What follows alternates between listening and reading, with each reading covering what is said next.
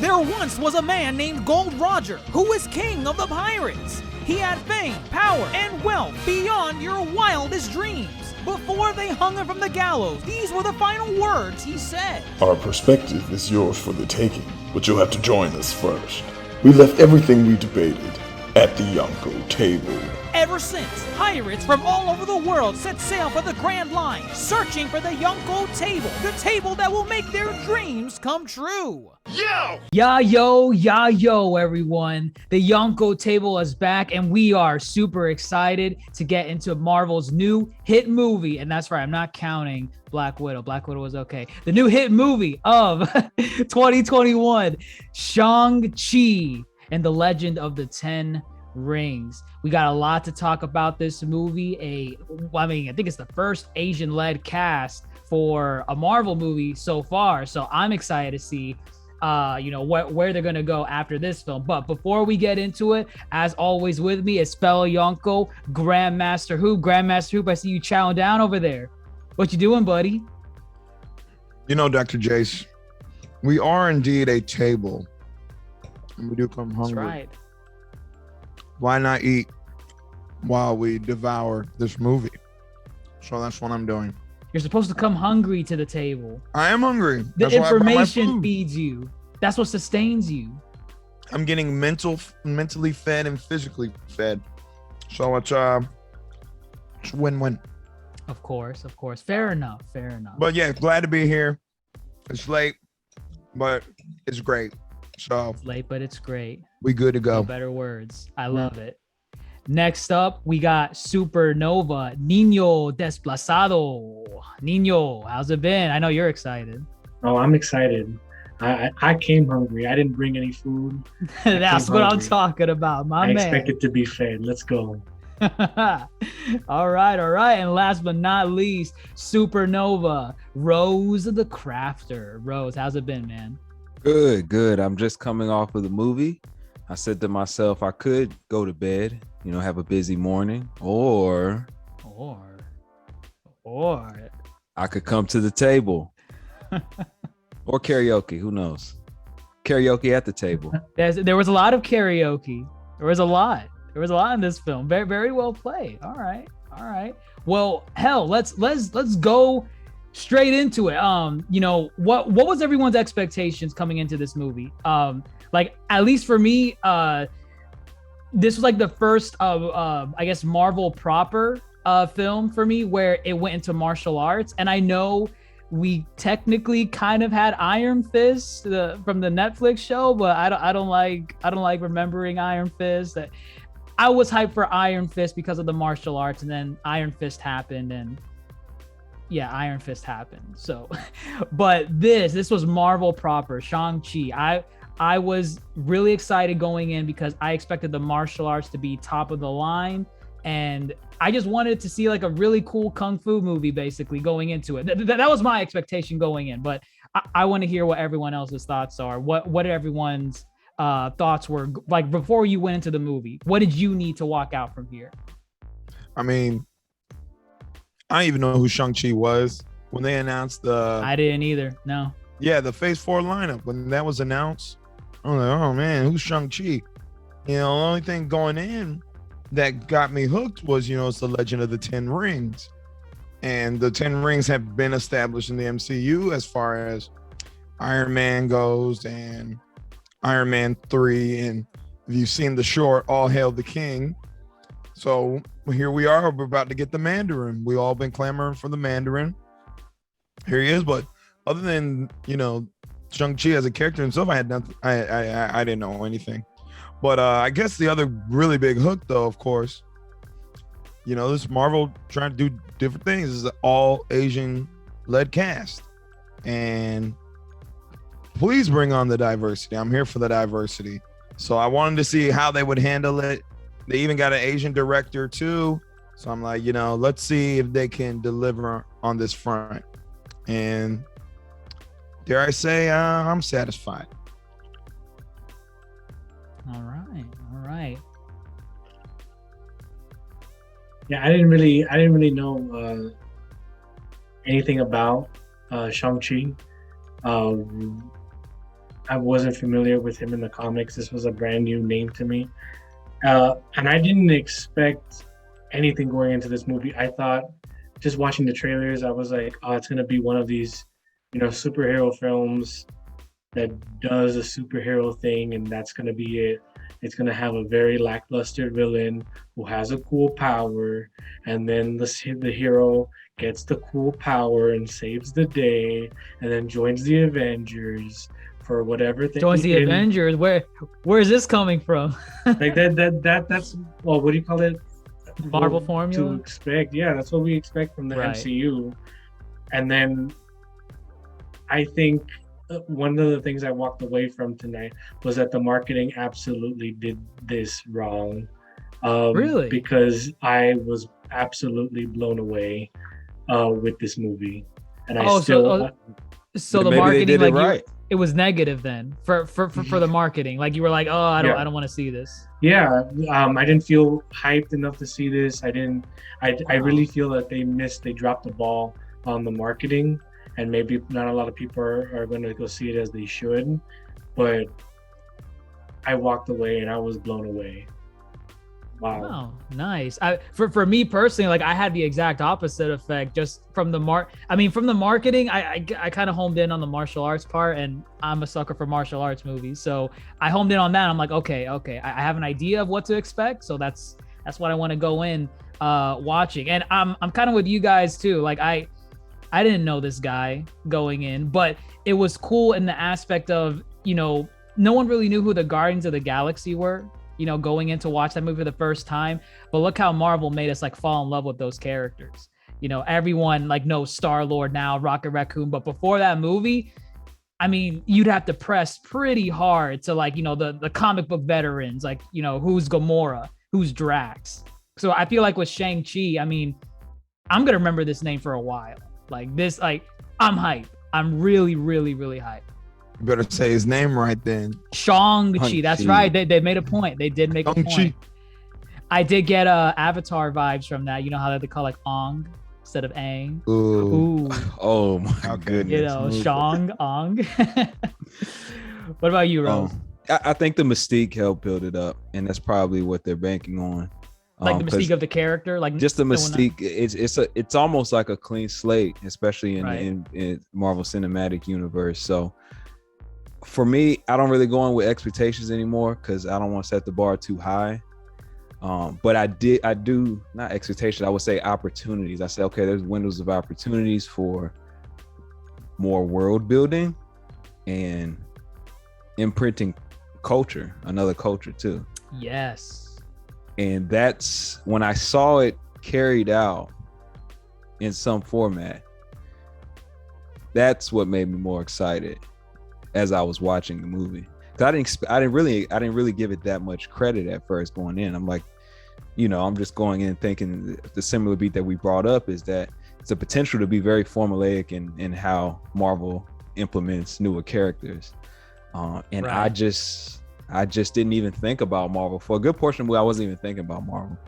Yeah. And we can talk about that, which was a good thing for me.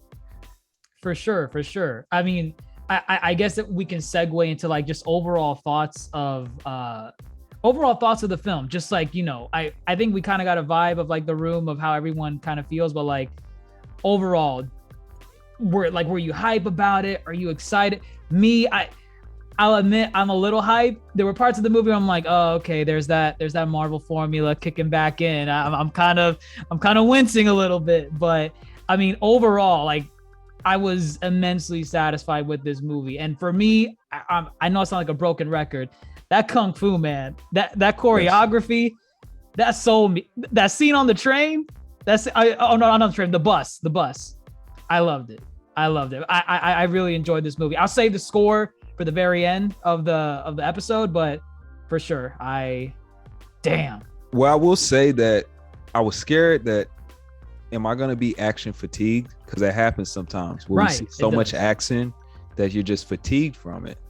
But I didn't feel that heavy of fatigue from watching all the action scenes because of the way the choreograph was and the style and the arts and the martial arts that was incorporating with it in the mix. It was just beautiful to watch. I mean, it's almost like poetry in a sense. You can tell they had veteran team doing that, and they did have a veteran team. I can't go down the list off the top of my head, but I know I read that a lot of OG veterans put time and were brought onto this team to make sure this stuff was executed. So, and it was shown for sure. There's another film reviewer that I'm gonna shout him out, even though he doesn't need the shout out. Chris Stuckman on YouTube. He is a big fan of martial arts movies, and he said this was the first Marvel movie he felt that the people in the scene knew how to fight and they knew what they were doing. So and I was like, okay, I'm getting a little hype, and I lowered my expectations because sometimes Marvel drops the ball. I felt this movie knew exactly what it needed to do and then blew everything out of the water. The fights were diverse. Every single major fight in this movie had a different color palette, and it makes every single one of them memorable. Yes. The beginning fight scene has that kind of gray, almost like stormy undertone. The bus was very silvery, like kind of because it represents the metals of the bus, and then the fight between, what do you call it? What's his name? The main villain, the dad, and the mom when they first meet. That was like a bunch of yellow and green, and almost like sunlight and bamboo, which it was, and it just followed that. Then that wonderful fight scene on the building, where I was stressed. I was sitting in the movie theater and I was like, oh God, I feel like sweating. Yeah, I was really sweating because I felt like I was on the building, and that's when you know that a fight scene is good, when it makes you feel what they're doing. Right. And I mean, just bouncing off of that color scheme, GrandMasterHoop can attest to this. We had a high school teacher before, a really cool one. Well, differing opinions. Semi-cool, whatever. And we saw a movie. I think it was with Jet Li called Hero. Yeah. And a big point of that movie was the color palette and how the colors represent different emotions and scenes, throughout the film. So it's actually interesting that you mentioned the whole like color scheme and some of the fight sequences. I can't tell you what the silver meant in the bus scene, but I can see it. I can see that it's there. I can see it in also some of the other scenes, like, with the mom and the dad. There was like a lot of yellow, a lot of orange. So I definitely think that was cool. Grandmaster, you're itching over there. Now, let's talk about these fight scenes. Well, overall, definitely found the movie very enjoyable. Definitely walked away satisfied. The fight scenes and the choreo, very reminiscent of a mixture of different type of martial art, kung fu films. The bus scene reminds me of Jackie Chan films. Utilizing. Yeah, I was gonna bring that up. Yeah, just utilizing your surroundings and making use of everyday objects into the fight, like when he picked up the girl's iPad or her MacBook. It's very, very Jackie Chan inspired. Right. And then what a beautiful scene in the beginning with the Mandarin. I'm just gonna call him the Mandarin. I don't remember his name. Does he have a name proper? He does. It's okay. It's Wenwu. Wenwu. Okay. Wenwu, well, like I guess for villain titles, he is the Mandarin.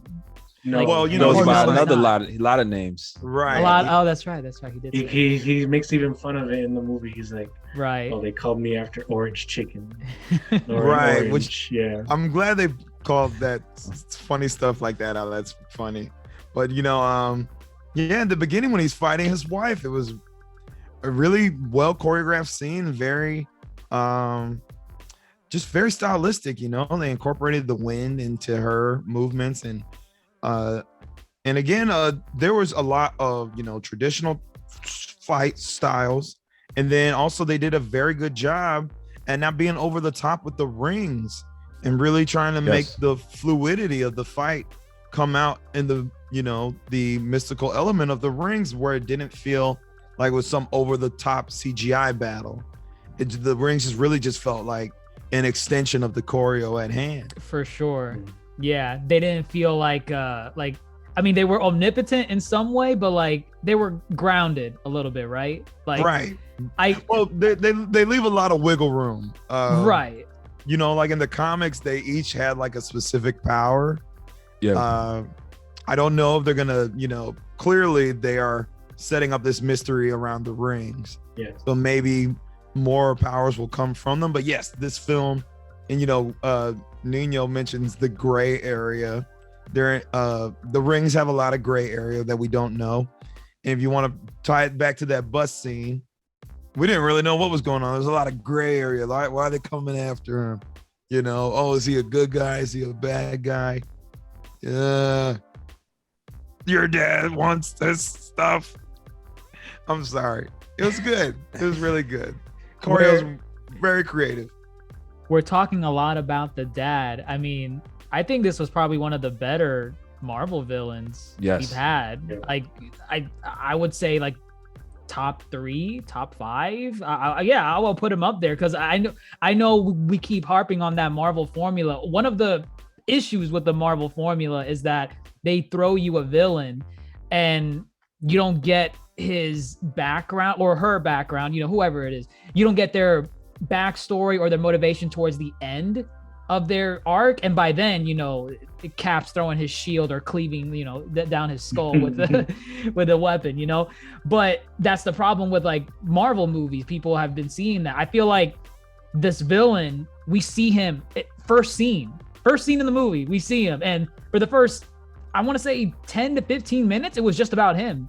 It was just about him collecting the 10 rings. And I like that thing about the 10 rings, how it was mysterious up until the very, very end of the movie, because we don't know where they came from. Because I was asking myself that the whole thing, like, are they not going to explain this thing, or are they gonna?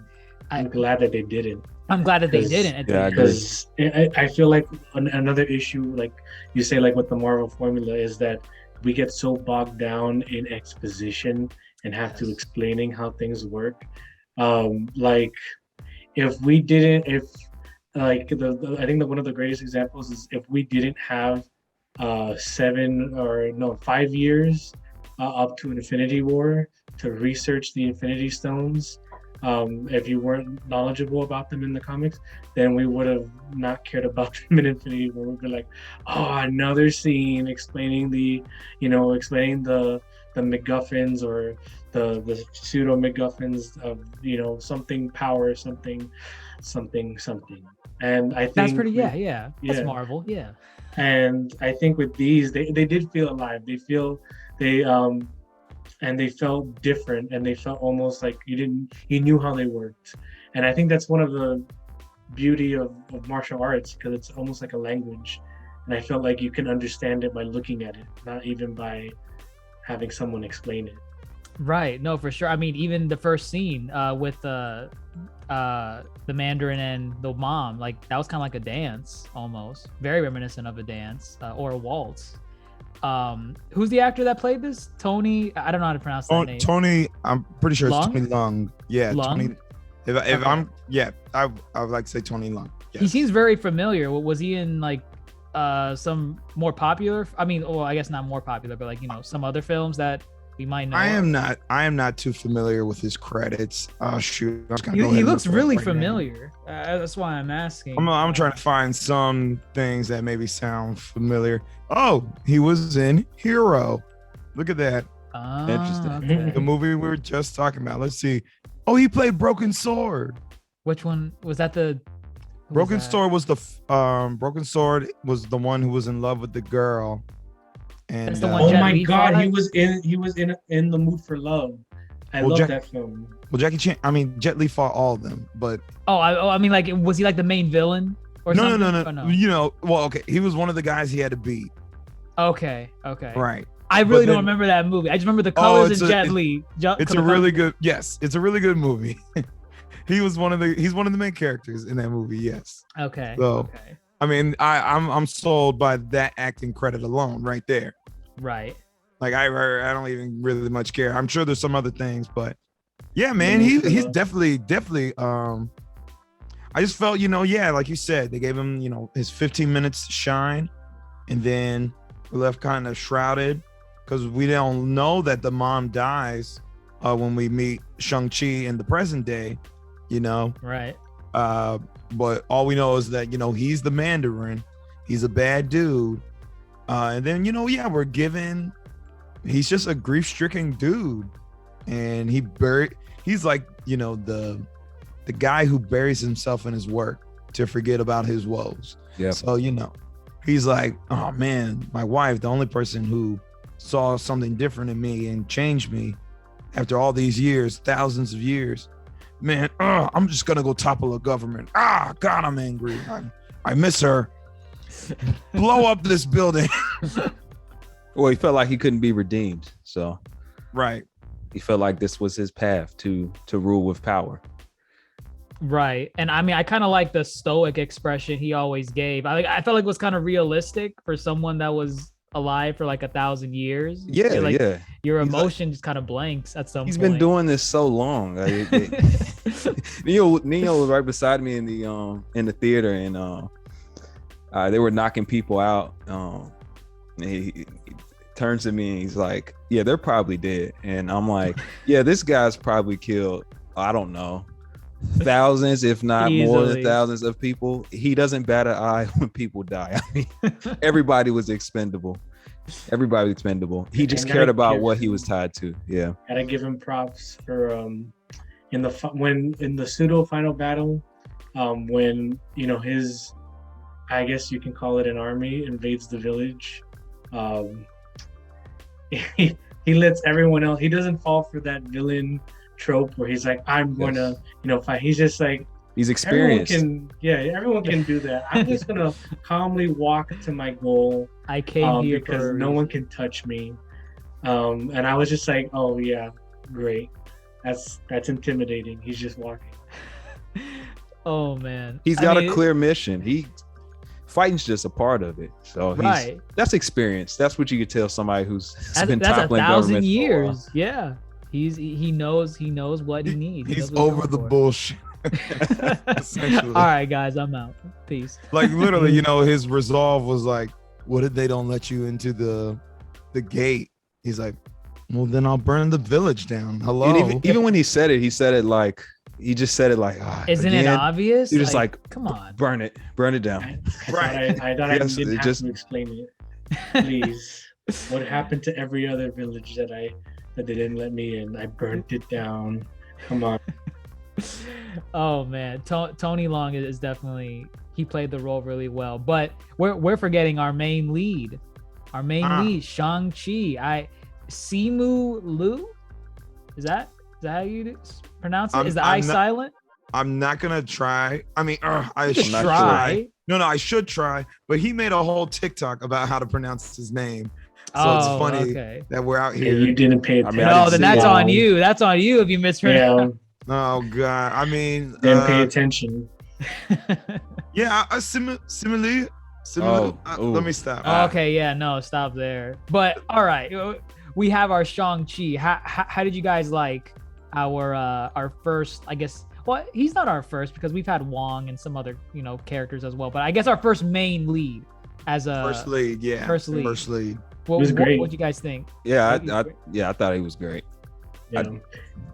I think he held his own when the actor playing the antagonist almost stole the show. I think that's doing really good. Yeah, everyone in that movie was just on another level acting wise, except Awkwafina, who was at the beginning acting like a middle school drama student. Yeah, a middle school drama student. I kind of get that vibe. I feel like Awkwafina's just kind of like collecting her credits, like the Infinity Stones for like the Disney properties. So we got Pixar, we got Marvel. Oh wait, no, not Pixar. Wasn't Pixar. Disney. It was animation. Soon it will be Star Wars or whatever. It could very much. Simu, I'm just gonna apologies in advance, Simu. He's gonna be in Star Wars Vision, the Star Wars anime project. He's voicing a character? He's voicing a character, right. Okay. He's collecting his Disney 10 rings. But yeah, I think he did a great job. He's very likable. I would like to think he did all his own stunts too. Which, yes, part of most of them, yes. Yeah. And the reason why I bring that up is because I remember when the initial trailer came out. You guys remember that scene where he's fighting, I guess, his trainer, the guy with the mask, right? Yeah. And they're dancing with that knife back and forth. Someone asked him, was that real? Did you guys actually choreograph that? And he said yes. That took him like 100, it was like 60 to 100 times to get that shot perfect, to do that whole thing with the juggling where he caught the knife. I mean, I'm a sucker for practical effects. Same. That's wild. That is wild. So it makes me question, aside from the obvious CG scenes where like they're hopping on dragons and flying through the air, what else did they have multiple takes on? Because this stuff was dope. I mean, that knife most scene, of the fighting, yeah. And for him to get it in only like 100, that's pretty good. I know that was quick. That was a quick scene. So I mean, that's just going back to the choreography again. Like it delivered, and you need a strong lead that can convince you that those punches, those flips, all that he's doing is real. And I felt like he did a pretty damn good job. I don't know, but. I know Nino mentioned Awkwafina, at least in the first she was fine, I guess. She was passable. She got better as the movie went on. I would say she served her role. Yeah, it's not really her fault. Her role is comedic relief in most of the movie. And also she played like the character who was the therapist. Because she was like, how does that make you feel? Are you sure you can do this? Yeah. Well, how are you feeling right now? The therapist, and as well, she's learning this world just as much as we are.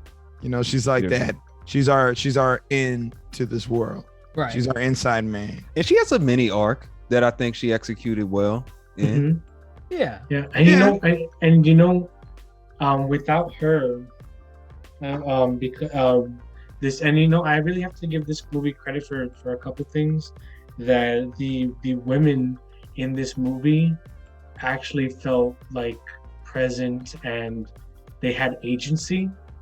There were multiple times in the movie where yes, they were talking about like a man at first, but then it becomes something more. Like I'm thinking about like that scene with the sister and Awkwafina, like in her room, and they just talk about like the sister's feelings and how they're feeling and the craziness that's going on. And then the aunt and the sister also have a great scene. And then not only that, the old lady who gives Awkwafina the bow has a great mini scene with Awkwafina. I made a joke to Rose. I said 5 minutes of talking to Awkwafina in the movie, and the grandma said, "Get off the computer, go shoot a bow, get away from me." She had enough of her BS. But we got some nice surprises in this movie too. We mentioned earlier Wong. Wong makes an appearance, and we're always happy to see Wong. He's a silly magician. I'm gonna say this about Wong being in the movie. Wong served one purpose. It was to rewrite the wrong of not including Samuel L. Jackson in Black Panther. So Samuel L. Jackson was very upset about not being in this Black-led cast of Black Panther, like in any capacity. Oh, so like he wasn't called on? They didn't call on him. They didn't ask him to just make a little appearance. None. So they said, we got our Asian-led film. Bring in Wong. We gotta have Wong. Do we feel like he's aside from the end credits scene, he's just in that one scene fighting? Okay, actually. So I was kind of disappointed by this cameo. That was Abomination, right? It's Abomination. That was lame, man. Tim Roth came and did vocals for those roars. So oh my God. What do we want from Abomination though? Really? Like, what do we want? I'm not asking for a lot. I don't know. I just saw him and then he walked away. I'm like, oh man, please don't tell me that's it. Is that like what you saw in the trailer is literally what was in the movie? But not only did he walk away, they're in cahoots. They're working together. They were in cahoots. Yeah. Well, because like it wasn't he walking back to like a prison cell, right? It was a prison cell, because when Wong opened the portal, there was like a container. I don't know if it was a cell, but I know they talked about coming back because he was like, next time, like, learn how to sell it, and I won't have to do that. They practice. You know, maybe it was a prison cell. I mean, because that's the other thing. I was like, how is Abomination even here? I thought he was locked up. Why is he cooperating? Yeah, so 5 years happened where Thanos snapped people away. But then also, what is Wong doing? Why is Wong there? Why is it? Like, in that scene in the Spider-Man trailer, Strange, don't cast that spell. I feel like go fight. He goes to fight. That's where he was going. I feel like the more we know about Wong, and I feel like that happened in the first Doctor Strange movie too, where we just found out more and more about him. He's just like unraveling like an onion. You know, he has layers. Yes. Oh, yeah. Okay. Oh, here we go. I like that. Here we go. I like that. And it's just funny to, he listens to Beyonce, goes fighting every once in a while. He's Wong. He sings Hotel California. He goes He likes to have fun. He likes the Ben and Jerry's, the Hulk flavor. So they have a Hulk flavor for Ben and Jerry's. Yeah, they said it in Infinity War. Yeah. He was like the Hulkberry or whatever. A hunk of Hulkberry. Some I don't know. Yeah, that's gross. I don't remember that. But I love Wong. Love Wong. Wong school for sure. Yeah. Was that it for the cast? Hold up. What? Are we missing anyone? You don't want to talk about the sister? I think she did a good job too. Now she did. You got the sister. You got the aunt. You got the mother. Oh, auntie, they all did great. Michelle Yeoh. Yeah, another. Yeah. Put some respect on the cast. The cast family pulled through. dynamic. Yeah. They did a phenomenal job. The family pulled through. Yeah. Even the mom too. In her little scene when she knows she was about to get her ass handed to her. Hey.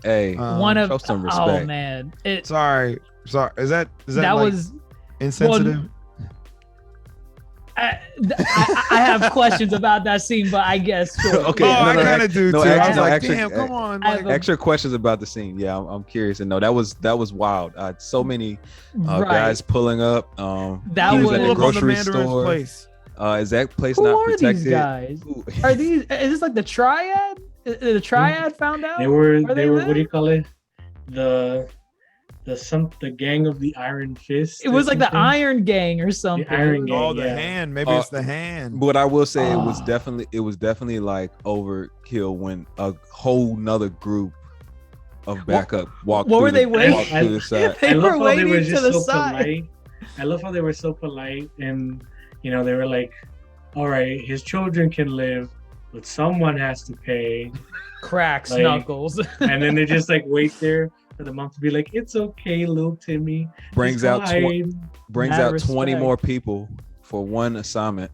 They don't. Well, they don't bring out those extra 20 until she starts getting into fighting stance. That's when they're like, "Oh, okay." Are they waiting for the signal? It's back up. Exactly. It's like dumb. So like you guys were waiting. It's like okay, guys. To make it more dramatic, just wait to the side. When she starts getting ready, then make her realize. Come on with a little surprise. Yeah. And you thought jog in out of breath a little, be like, that was in winter on the mountains, terrible. It needed to happen. We needed. Yes, the execution was. The execution was questionable. I do understand it did need to happen. Because that's the driving force to make the story go in the direction it needed to. But yeah. Damn, I was riding high on the movie, and then you have scenes like this. I'm like, oh god, why?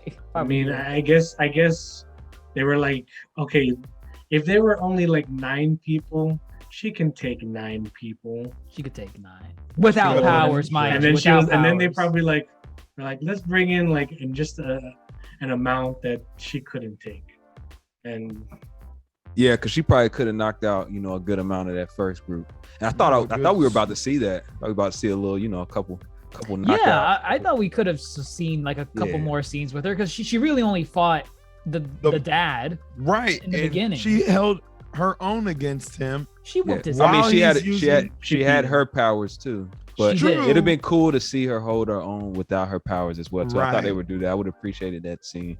Right. But they said no, there's no way she can, be powerless against 50 men.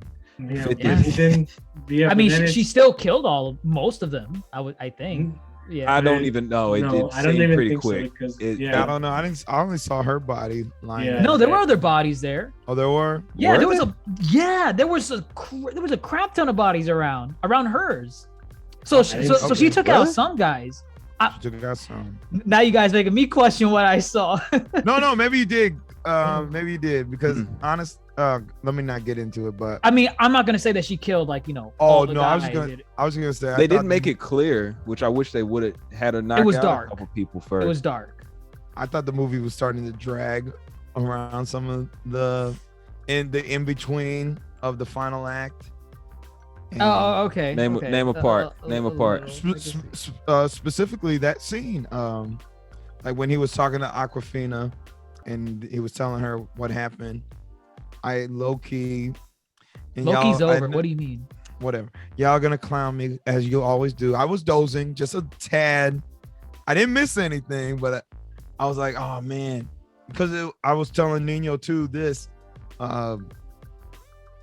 we knew what the third act and final act was gonna be, and I was telling him, I like Tao Lao, but I wish we would have got Tao Lao in a different part of the movie other than just the third act, because I felt they were throwing a lot in Tao Lao trying to make it relevant, and I was just like, this could have been better if it was like, just in a different. How do you fit that in? I think it throws off the. Yeah. I mean, I think it throws off the cohesion of the movie. It definitely changes the and whole the mystique structure of it as well. It would change everything. I really don't think that the I disagree. I think the movie didn't drag on. Like this movie was. It was a 2-hour movie, 2-hour and 1 minute movie or something. More than that. It was like 2 hours and 12 minutes. And 12 minutes. Yeah. It did not feel. It felt really like a 90, 100-minute movie. It really did. Let me. When I say drag, I don't necessarily mean that I was not entertained, nor that I felt the scenes were running longer. However, again, I just feel a lot of movies try to do this where you have this, place that they go, this place they've been trying to get to the whole movie, and when you get there, it's like a rushed affair. We got to Tao Lao, and it was a rushed affair, but it wasn't a rushed affair because they were giving a lot of character to Tao Lao. You had like the guy who was teaching her how to do the bow and arrow. You had Auntie showing them things. You had Trevor interacting with the animals and whatnot. I'm just being nitpicky. I'm just nitpicky. Let me stop. Get it off your chest, brother. No, don't stop. That's Give why you're at the Tao table. Lao in the first act and the final act. Introduce a bit in the first, because here we are. He comes up on the spot, and they said, he's like, you didn't let me in, or you didn't let her come back to her home. No, we didn't want you to come back. We could have done good with that scene. I mean, we may see more of this pocket dimension. We could. And that's the other question. What is Tao Lao? Pocket dimension. But I think they didn't. I think these are all questions that can maybe be explored in like a sequel, because I feel like this movie, again, like we were saying about the Marvel formula, we get so bogged down by the exposition sometimes. This movie, I felt, kind of threw you in. Like once the bus scene happens very early on, like of course you meet, Shang-Chi's friend and Awkwafina's friend, and then there you get a sense of their dynamic, and then they kind of like, oh, the next day, haha, Chinese family breakfast, okay, and now it's time to get on the bus and start fighting. So I feel like it worked because it was a personal story. This was a story about a family trying to overcome grief and loss. And I feel every one of them had a different approach to it. So I feel like in putting like Tao Lao, like maybe earlier in the movie, it would be so focused on Tao Lao, and then we get so lost in it, and then I could see it very fall victim to like, oh look, it's all this cool Marvel stuff from the comics. Let's talk about every ring and what it does. Let's talk about the animals and what they're called. See, I'm gonna cut you off because now that we're talking about it more, this is the same thing that happened with Wakanda. All right. I was gonna mention that, yeah. Yeah, Wakanda was literally, oh, everything runs on vibranium. That was it. We didn't get anything. You know nothing about Wakanda except for that ritual scene. You know nothing about Wakanda? Nothing. Go ahead. Tell me about Wakanda. They determined the next thing through combat. Okay. Despite their diplomacy and capabilities their technology is so advanced that they basically created a utopia. All the tribes do a certain thing for the country state, and Wakanda all has like this very big pride of like who's doing what and how they're governing, and that's off of your analysis. That's I not think from what I think what Grandmaster's saying is like, I mean, because I had the same complaint too. Like there was no like ground level exploration of Wakanda, like actually us going through Wakanda and seeing the city, seeing how everything works, because this is a futuristic place. We did get to see some of the tribes do their thing. We did get to see the scenes with like Shuri and the rest of the cast like do some of their gadgets and how some of the tech works. Visual storytelling is still storytelling. It is. You got the sequel too. I mean, the sequels. I'm sure they better do it in the sequel. I don't need an exposition dump, but they didn't give us much visuals. The River Tribe will not challenge today. You don't know what the hell the River Tribe does, Kenneth. I'm sorry. They manage the river. They manage but they filter the aquifers. You don't know what these bow and arrow people do in town. Wow. Oh my god. You don't know what these giant bow and arrow. You don't know what these giant lion dogs do. You don't know. What do they do? They reproduce. They live a life, and they always stay ready. And they always stay ready to protect the area. They live a life, and they stay ready to protect the area. I want more. Because you say pocket dimension, but the pocket dimension where?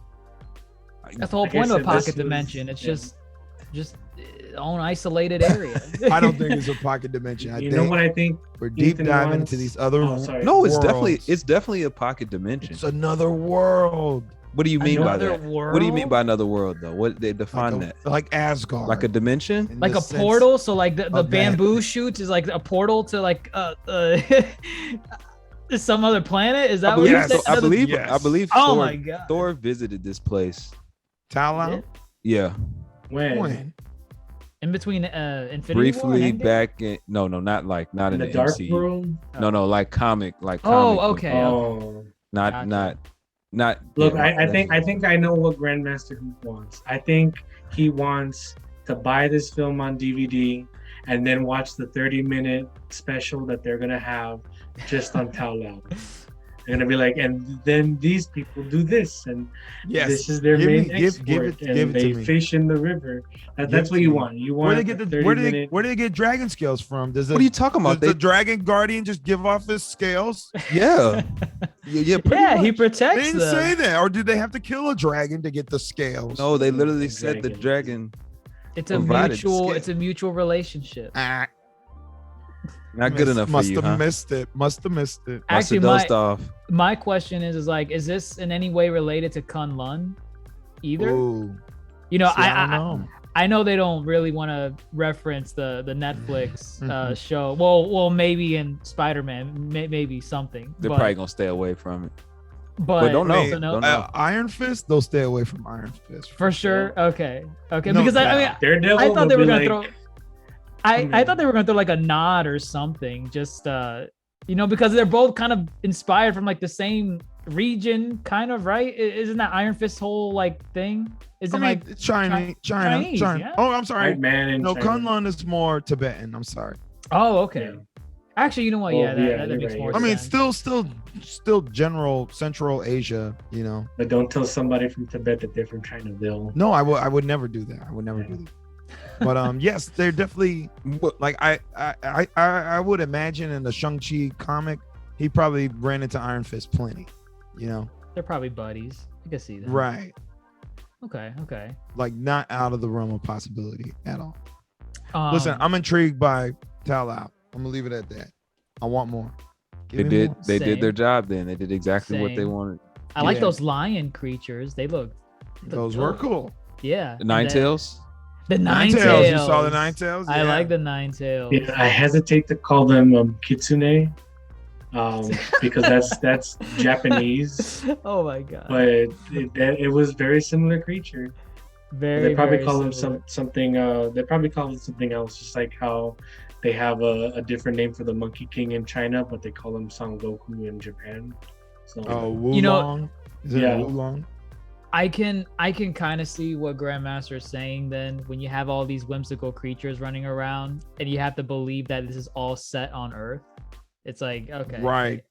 I Is can, it? No way. Wait, what do you mean? Well, no, it's he- not he- set on Earth. No, I mean, but that's what he means. He's thinking that it has to be somewhere off of Earth, not just a pocket dimension, right? Isn't that what you're saying? it's its own like Yeah, parallel I mean- dimension. Yeah, but a pocket dimension is its own like. I don't think it's a pocket. I think it's a parallel dimension. Like But a parallel pocket to dimension what, would be though? like isolated. This seemed like ever expansive. It had like the mountain. We don't know what's beyond the mountain. We don't know where the water ends. It's not like Asgard, which is like the water ends at the edge of Asgard.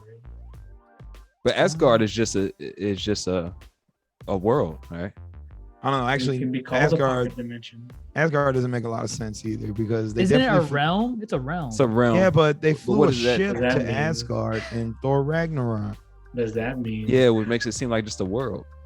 Right. Well, they flew a ship like through like Oh, they did go through a portal. yeah. Yeah, they did. so I mean, and also their transportation system in Asgard. The Bifrost. The Bifrost, yeah, it's Wow, dimensional. touching. Yeah. So something that I was really impressed with before we get too lost in the MCU stuff, it was the score of this movie was really great. Yes, I agree. Yes. I can't Soundtrack, name you any too. songs, but I love Soundtrack it. and the I- score, yes, Mhm. amazing. You Yeah. got that awesome beat on during the bus fight. Yeah. Bus fight. Yeah. Oh, yeah. That was. I was standout. bobbing my head. I was like, oh, okay. I might download this later legally. Of course. Okay. It worked in the I movie. had it It on worked Apple in the Music. movie. I No, don't know for how sure. I don't know how these soundtracks work individually, but in the realm of the movie, Right. everything worked. Also Jordan branding. Looks like Shang-Chi likes to keep his Jordans on in whatever he does. Oh my gosh. You know what? He's gotta At be that ending stylized. fight, I was taken out. I was like, there's no way. He likes Y'all to couldn't shoot. give him some kung fu shoes. No, he Wait, that's- what's wrong with what happened at the end? He was It's- wearing He Jordans. was wearing his his J's Jordans. Yeah, he kept his Jordan. He kept his J's on, Dave. baby. with the The go, dragon baby. scale Eric. suit. That's how he Yeah, was able yeah. to, make that leap of faith, man. He caught No, some air. He hell flew no. You like tell an me- evil. You tell He flew me, like an you tell evil. me, Jordan's pack of power behind those kicks. It There's can. no way. Air It's Jordan. not the Yeah, power's look not what in it the did for Miles shoes. Morales. Listen, man, the Mandarin Exactly. said, "You dare step to me with those shoes, boy," and then bam, he whacked him with the 10 rings. He whacked him. He But was yes, wearing this Air movie had Jordans and he was in the air. So there you He go. was. He flew. He flew. He flew like an eagle. Eagle. Yeah, this movie definitely found its it had like this hip hop vibe. I would like to attribute it to kind of the San Fran area, maybe. I just felt like the movie did a good job at highlighting Asian culture as far as what it looks like from a traditional standpoint to a traditional Americanized standpoint. And I think San Fran is the perfect city to do that with the heavy Asian population there is over there. Right. And you felt the heart in making this movie. You really felt it. Yeah. And I think that's a credit to the director. It's almost like when Marvel gives and DC give creative control to like their creative teams and don't butt in as much. Right. They'll get good results. You get this. I liked it. I mean, we've been kind of alluding to it a little bit, but like this is an element of storytelling that can be messed up like really easily, but the way they told like the past of the characters like through flashbacks, a lot of the times when movies try to chop up flashbacks throughout the movie, it's ass. Like it's just really, really bad. I mean, because it's true. Like I literally I can name you like 5 movies off the top of my head that just the plot is destroyed because they chop up all this exposition throughout the whole movie, and it's just garbage. But I feel like in here, I was following along the whole time. Disney magic, Marvel magic. I don't know. They did a good job. I never felt the flashback felt out of place, nor did they seem like they never overstayed their welcome, and the transition to them, they worked, you know. They were good. You know, it was very well done. You're right. There are some really ass flashback sequences that just don't really fit. This movie did really good. I think it did really good with the flashbacks. Specifically, anytime you flash back to when he was training as a kid, and specifically those, I really like those. I really did. I have a thing against like children actors, like just acting. It didn't bother me as much in this movie, you know. Like I felt like the children actors like did their job for the most part. They didn't try to oversell it. Like, I mean, when I was watching Space Jam: A New Legacy, here we go. I was wincing a little bit with all these kid actors. I'm like, okay, whatever. But in Shang-Chi, I'm like, okay, they're there to serve a purpose and just get the point across. And I feel like they did a good job. Something just came to me. They mentioned that when they were in daggone it, I can't think of the pocket dimension now. Tao Lao, my apologies. And the history was being given by the aunt. They were talking about this civilization being very peaceful for a while, and then, you know, the soul suckers came out and destroyed it. Is that leading into Eternals?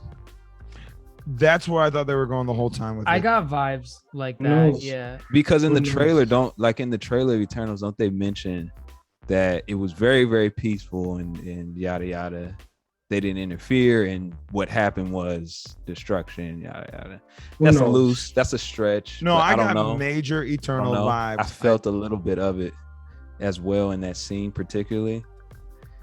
Who knows? No, I'm on that. I'm on board with that. That's where I thought they were going, for sure. I mean, that's the vibe I got, at least with the post credit scene too.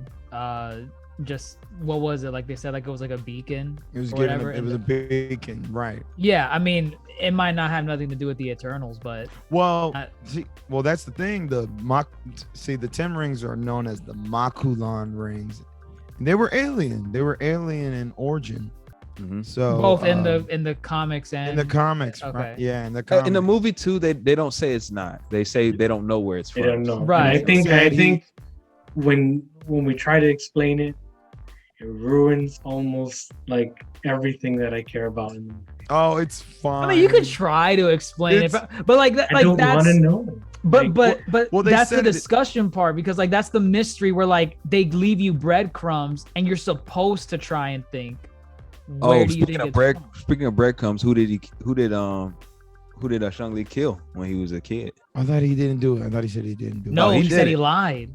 He said he lied. He went about through it. with it. Yeah, he killed somebody. The grandfather?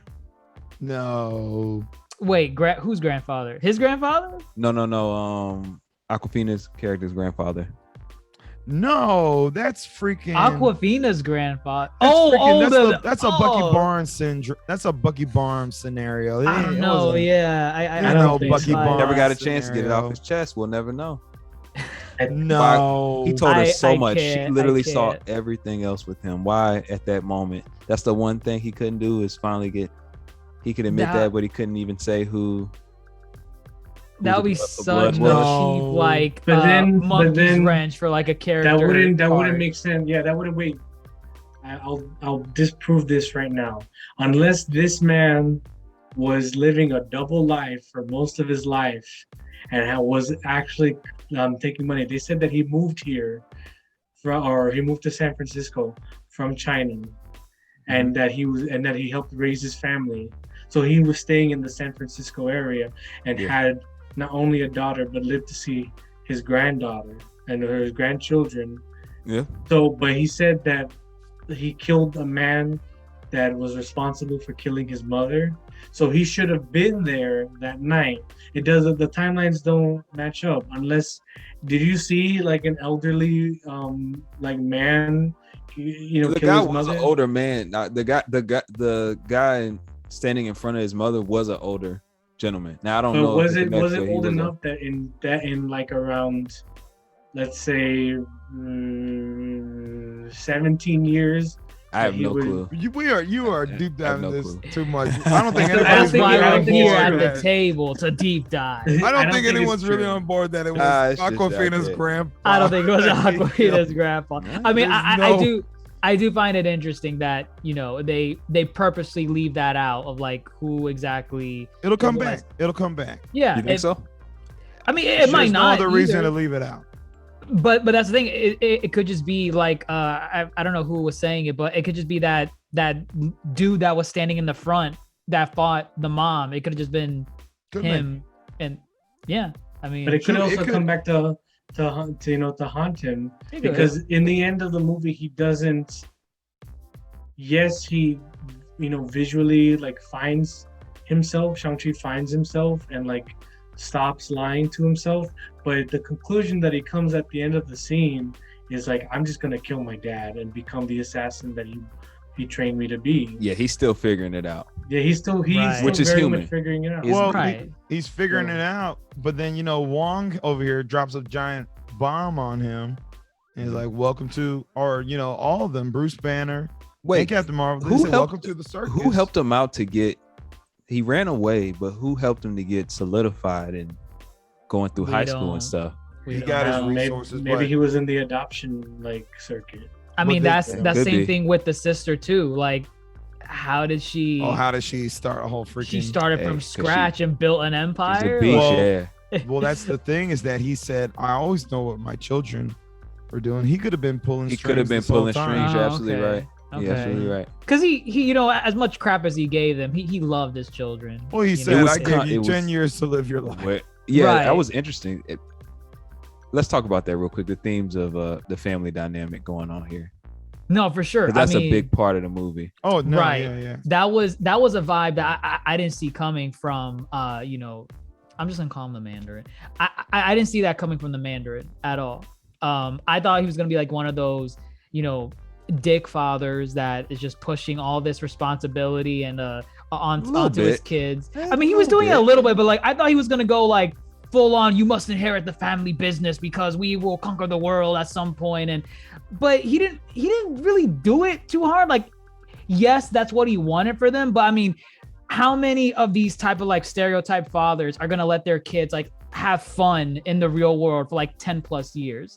Usually once they find out where they are, they're gonna grab them by their hair, and if they're like Hispanic, with the chancla, they're gonna beat the crap out of them and drag them back to wherever they came from. So Well, he didn't hand it to him on a silver platter, but it did show the complexity in his character He with wanted them his family leaving, but back. at the same time, right. him not snatching them back as easily as he could have. So I I thought it was think- very yeah. interesting that once they're back at the table, and he's like, "I gave you 10 years to have your fun. Now it's time for you to come back." That was But interesting. it never seemed like he was like telling him. It almost seemed, and every scene that he's in, even though he's almost pleading and being tender with his children as much as he can, or as much as he thinks he can. So it always seems like it's coming from a place of like, come back, let's fix this. I want my family again. And that was what he was trying to do this whole movie. Right. Trying to get his family back. But the interesting thing is he Okay. continued to destroy his family, trying to get this ideal of what his family is. It That's connected. the irony. That was the irony. But you know, Well- now that we mentioned it, I'm sorry to interrupt you. You can go and say what you want. No. Right. Oh no, you're fine. All right. So now that we mentioned it, I do have one flaw with this movie. I have a And couple. that, Go ahead. and it is a near perfect movie to me, but it has one flaw. In the tradition Shut up! of Oh 2021, God, don't Let do him it. say it. it's Let him just say Wait, it. F9. wait, what? I can't This hear movie him. is I just can't hear It him. is not your F9. mute him. Mute It's Hoop. just F9. Think about it. This movie Oh was my about God. what? F- Family. Oh I my haven't seen god. it. And they even, That's where we're had, they going. even had a drowning scene like Vin Diesel. Enough. I didn't even see Fast 9, Joe. Enough. Oh, he is. You know what's pulling it funny? out of his ass. I saw F9 recently with my dad again. I know what Kenneth is talking about. That water scene. This movie has a normal man who can do amazing things. He literally spun around like poles of a building, like stories up. Drop it. Just drop it, please. It's about siblings. It has siblings. Dom didn't even need 10 rings to accomplish what he did. I mean, I think he We're had, getting I think he had like 10. I think he had like 10 cylinders in his car. Please leave it alone. I think he can count Please those as leave it rings. alone. Because Jaylene over here was like, "Oh, the bus is running over the cars. That's Fast 9." I Oh, was like, no. Stop. There's 2 Marvel movies this year. That's just Fast 9, Scarlet No. Witch and Shang-Chi. Well, why stop there? It's Avatar too. A lot of Airbender vibes. Oh no, I think he definitely picked means that blue up. people. Oh, blue? No. What? Blue people? No. What? Oh, you could totally make the comparison to the blue people. How? You know, actually, I No. don't want to know. I don't want to know. Just whatever. It's fine. It's fine. Avatar: The Last Airbender. Yeah, for sure. There's a lot of airbending. I will say in terms of like just cons of the movie, I really don't like montages in films. I feel like it's like kind of like a lazy way to get a character all caught up to be at the point that the movie needs them to be. And this, like, listen, man, I have a problem with Shang-Chi learning airbending in 3 days and able to use the airbending to fight his dad and beat his dad. Well, I don't know, his man. mom was His mom teaching taught him him, yeah. some of the moves. But It was it's in him the 3 entire days. time. It's 3 days. This man is 1,000 years. And they didn't 1,000 beat years. but they didn't. He didn't beat him by himself. You know what he had? Family. Don't stop. No. Yeah, but No. the father wasn't going for the kill at first. He's very lock set on just busting open that gate for family. Right. Um, Right. now But then can he you let, say family I with don't that? know, man. He let Shang in that water for a while. What No, if well, that dragon wasn't there? that was the breaking point. That was the complexity of he's willing to completely kill his family to chase this ideal to of what save his family is. Yeah, I know. Save his family. I'm Well, going to kill the family you know, to save the family. At the heart of it all is that, you know, he loved his wife, Yeah. and the children are an extension He showed of his priorities. wife. It's terrible. Well, the children are an extension of his wife. Apparently, the daughter's too much of an extension. He couldn't look at her, apparently. Exactly. So that's why he puts all his time into Shang, neglects Zhuling. But then when an opportunity presents itself that his wife could be alive, here he is now full on neglecting, full on don't care about their well-being, full on I'll blast you in the water to get that one thing back. Definitely, I know better than you. So just get out of my way. Right. I'm doing this, and I think he truly thought that he was doing it for their benefit. Right. Yeah, I mean, they love their mother too. Right. 100%. And so, yeah, that's why he was like baiting them, saying, you know, don't you want her back? I mean, it was definitely I know better because he didn't go out of his way to. I mean, once he came back, he contained them for a little bit, but once they broke out, it's not like he went to stop them or contain them more. He had a clear goal. Go bust open the gate, and then we'll figure it out from there because that's gonna solve everything. I mean, I guess that whole plot line did give us a pretty cool fight scene, you know, father versus son. I thought that was good stuff. That was an amazing scene. That was solid. Regardless of my gripes of how he got the rings off his 1,000-year-old trained dad, I thought it was hella badass once he got him. But visual storytelling, his dad was always blue. So it to me, it kind of, because the mom had the connection to like this almost like deity and like this greater force, you know, it to me it read, or like the visual storytelling that was going on, it was like saying the father only could use it on people who couldn't use it themselves. And then when he fought someone that could use it as well and had just a better inclination to use it because they were coming from a different place, his technique broke apart. Right. I mean, I do like the Kamehameha reference. he was using it right. I don't know. He was using it the correct way. I like for a moment I was thinking about Sonic for a second when the rings was going around. When they were gold, they were floating around. The official Sonic Hedgehog movie tweeted Twitter page. Did you see them tweet Shang-Chi? I did not see that. I saw it. Yeah. No, it was definitely corny. They're like, oh man, who knows his rings? Terrible. Very terrible, yeah. But we get that demon creature that came out from behind the door. Is he a character from Marvel? Don't know.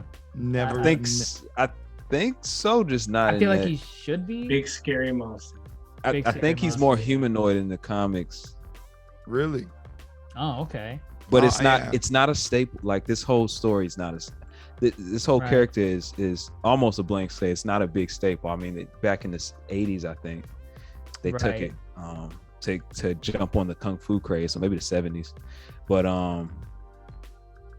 yeah, everything is maybe little nods, but it's almost like, you know, playing with house money. They can do what they want to an extent. You can do what they want with the character. Right, for sure. I guess we should transition into like final thoughts, what we think about the movie overall. I mean, I guess we kind of. Well, what did you think about the sacrifice too? The sacrifice. Not the sacrifice. Yeah, that's right. It's a lot that, you know. It's a lot. Yeah, no, it's hard. It's hard to come to the table with all this food, man. Right. No, for sure. I mean, I like the sacrifice part of it, just because from a storytelling perspective, but then it kind of falls back onto my issue with Marvel, where they have these interesting characters that could have cool dynamics in future films and cool cameos, but then they kill them. Tough thing is he's complete now, so what do you do with him? Right, and that's where I'm saying, like, from a storytelling perspective, it fit that he sacrificed himself and he did die. Well, if you give Shang-Chi a son, he could have been a grandpa and done the whole grandpa. Would we have loved to see like double 24. team ups, father and son, like, you know, fighting with the rings, bouncing the rings off? Yeah, come on. No, stop. I see Nijo shaking his head. Nah, man. Yeah. I think for what this movie was trying to go for, it's kind of the same thing when George R.R. Martin, when he had to kill off Oberyn. What does Oberyn do? Who? Oberyn Martell. Spoilers. Oh, okay. But no one cares about Game of Thrones anymore. When George R.R. Martin said something about Oberyn Martell, is like, well, what is he gonna do if he wins? The same thing with the father. Like, what is he gonna do if he survives? He's just gonna be a stagnant character. Got a lot of family therapy to go to, that's for sure. Yeah, right. But it to him, his journey was ending when he opened that gate, no matter what. Fair enough. Okay. He went too far. He went off the deep end. All right. So he needed to die. We won't see Daddy Mandarin ever again. It'll just be Shang-Chi, 10 rings, and I'm curious to see how he's gonna utilize those rings, man.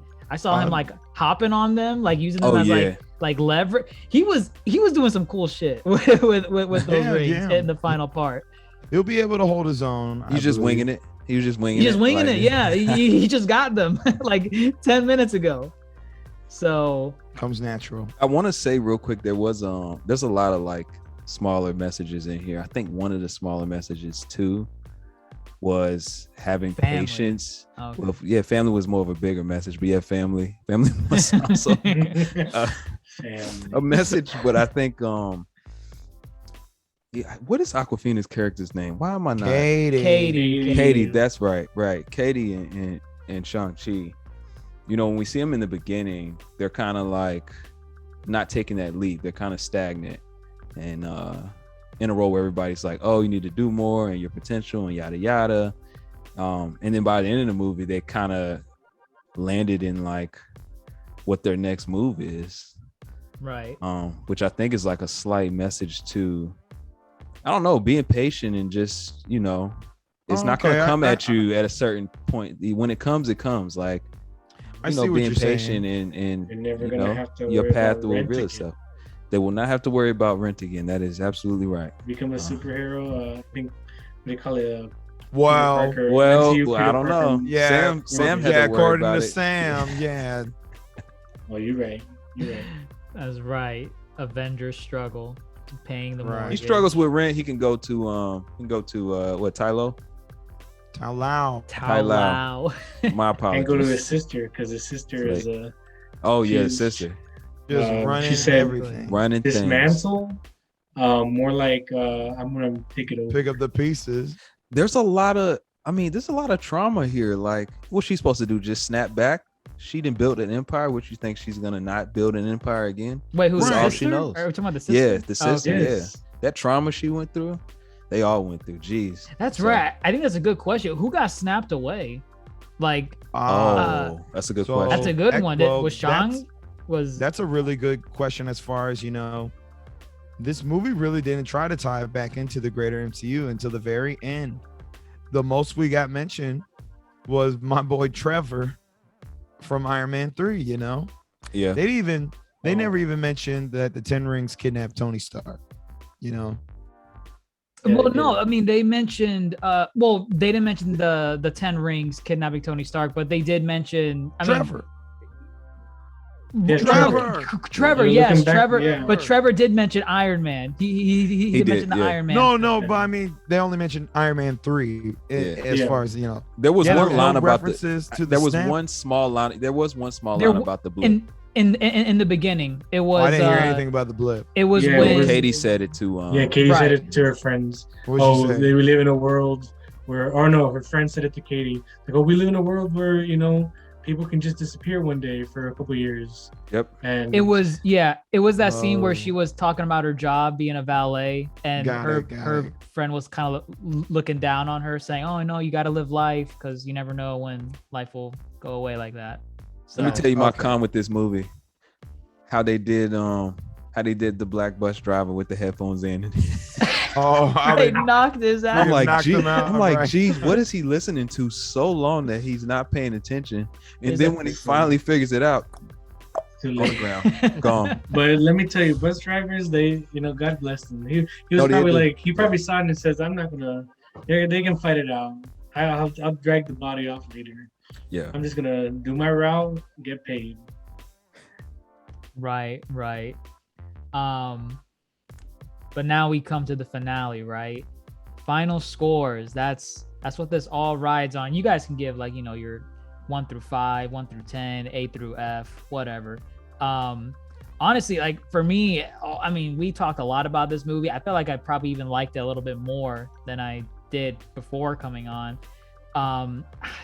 The lowest I would give this movie is like a high B plus. Again, there were just a couple things that I just wasn't a fan of, like, you know, the thing with how the mom died with the gang, and the montage of like all the main characters training up, and they do the deed in 3 days after training. Like Awkwafina did, like, she did the big save after training with a bow and arrow for like a couple days. Bow and arrows are hard to aim, to string. Like it's what else. Like, honestly, I would give it like an A minus. I like the movie. I really liked it. But the reason why I just give it that low is because I consider some other Marvel movies to be even higher. Did you just say up there. an A minus is low? That's high. Well, That's no, high, low at yeah. all. No, I mean, because, well, I guess, right. Yeah, because we're so elevated talking about it, you know, I didn't want to give off like the wrong vibes, like, oh, he's gonna give it the S. Scholar, the scholar over here. If it ain't A+, it's bust. That's what he said. It's a bust. But for sure, A-, 9, easily for me. Okay. What about you guys? I'm a B. It's a B. It's a strong B. It's like Put a a number. B plus. Put a number on it. It's B plus. 8.5, 8.8. It's an 8.8. I said what I said earlier. Why? Where's the point? Because I said what I said earlier about feeling it, like for me, I maybe drag is the wrong term, but if I know how a third act is supposed to play out, then I'm just over here waiting for it. I don't like that. And I knew how it was going to play out. Definitely knew. And actually that could be the fault of the trailers. So either way. Like the third act in terms of how it was going to resolve, or just like what we were waiting, like they gave away the third act. You know they were going to come. Like in the trailers, I knew what was happening. And so that I was just like, oh, let's get to the third act already. Okay. But with that said, it's not that everything up until it was bad. It's just that I knew what was coming, and I don't like knowing what's coming. So that could be the fault of the trailers. It's fine. Either way, I think that this film did a good job with their casting. They did a good job at representation of, you know, culture as a whole. Choreo, top notch. This is the choreo we should have got in Black Widow. Black Widow couldn't even dare step to this film. So, like, oh my gosh, there's not a single scene in Black Widow that I thought matched this at all. You didn't like the skydiving scene? You don't think that was close? No, none. Sorry. I hope Taskmaster learns a couple of moves from Shang-Chi. Whatever. Yeah, good film, good action, good cast. Shout out to Trevor. We didn't talk about Trevor, but he was probably the funniest thing in the whole movie. Trevor. The boy. Ben Kingsley. Ben Kingsley, right. So there you go. 8.8. Give me more hilarious. If you want that 9. Give me more. Yeah. You got Ben Kingsley. What more do you want? Fing Fang Foom. No. Nah, I don't want freaking Shenlong. So you asked where that 0.2 went. It went to me. I give it a 9.2. This movie is. It's hard to find faults with this movie. I walked away. I was feeling so many feelings watching it, and I think I can see myself going back to this movie. Some MCU films I don't want to go back to. I just feel tired after watching them. This movie felt like a breath of fresh air. It felt like someone really cared about making this movie, and it felt like everyone was really invested. It's hard to say. I just feel like it's a 9.2, and you know, it's one of the higher. To me, I could say it's top 3 easily MCU film. Top easily. 3. Top 3. I think top 3. Okay. No, Yeah. I said what I said. No. I don't think I don't think that's too far-fetched to say. Just as a question, like I need what's to your go other? look at my list. My other two, have to look at it, but Infinity War and Black Panther. Ooh, Black save Panther. it, because Okay. you know what we're doing after everybody watches Shang-Chi. No. I mean, just you know, sneak peek, because there's 20 plus other movies that we need to know where we position them. Rose, your turn, buddy. yeah, I'll keep it short. 8.8. Thank you. A strong B, 8.8. I am on a high right now from this movie. I want to watch it again, and I want to let it simmer. So Okay. I'm projecting 8.8 for me. But enjoyable. Oh, I loved it to death. It just stands out. I don't want to say too much, but everything worked. They definitely put time into it. It definitely stood out. Stuff worked. Music, score. We talked about score, soundtrack, scenes. Everything wasn't perfect, but man, when it hit, and it hit consistently for a good amount of time. So really great movie. I don't think it's far-fetched at all to say it's scratching on or might be in the upper echelon. It's a little early, so I ain't gonna say that myself. But I can see why, you know, that GOAT, that top 3 case is being made. It The breath of fresh air. it I'm gonna definitely. take a look at my list tonight. I'm telling you, Mhm. I'm starting my Marvel rewatch and Phase 1 proper. I could tell you some movies that deserve to be really, really lower on the list. I agree. There's a lot, but all right. I think we're pretty much in the same ballpark for Shang-Chi and the Legend of the Ten Rings. I mean, this is isn't this Phase 4 proper? Phase 4, yeah. Phase 4 Yeah. But I mean, like in terms of like outside of Black Widow just being a prequel, is this like the first Yep. push into okay? No, the shows. I mean, we're talking about movie Fine, wise. movies, yes, but This is the don't first. disregard the push. shows. The shows are fine, yeah. The shows are Phase 4, but like in terms of the films, because we didn't have shows back then, for the Phase 1, 2, 3, all that stuff. Right. This is the first push for Phase 4 film wise. I'm not counting Black Widow because we should have gotten that way earlier. I liked it. This is good. New character, sold me on the lore, sold me on the kung fu, all the cool martial arts. I want to see more, and we're pretty much confirmed that we're going to see more of this guy at some point. Don't know where, but yeah. Right? The 10 Rings will return. Right. They said the 10 rings, right? Right.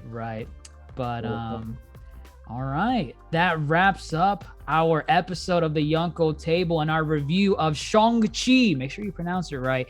And the Legend of the Ten Rings. Fantastic film. If you haven't watched it, go watch it. You got the whole long weekend to enjoy this movie. Or if you want, it's on Disney Plus, right? You can No. premiere. No, it's not. It's Not on not. Premiere Access. No. Okay. Wow. Somewhere Which is Scarlett Johansson that's is, another argument ScarJo was bringing up. Okay. All Wow. right. So Here go. at this point, jeez. Yep. Go to the theaters and watch it. It's the only way you can. And yeah, if you guys enjoyed our thoughts, if you want to let us know what you think in the comments below on whatever social media site you're listening to, be sure to follow us on the Yonkō Table at Facebook, Twitter, YouTube, and Instagram. We monitor that stuff all the time. We would love to hear your thoughts, and give it a like, give it a share if you enjoyed what we had to say about it. But that wraps up this episode. I am your Yonkō host, DrJaceAttorney, fellow Yonkō GrandMasterHoop, Supernova NinoDezplazado, and Rose, the craftiest of roses. Peace out, everyone. Take care.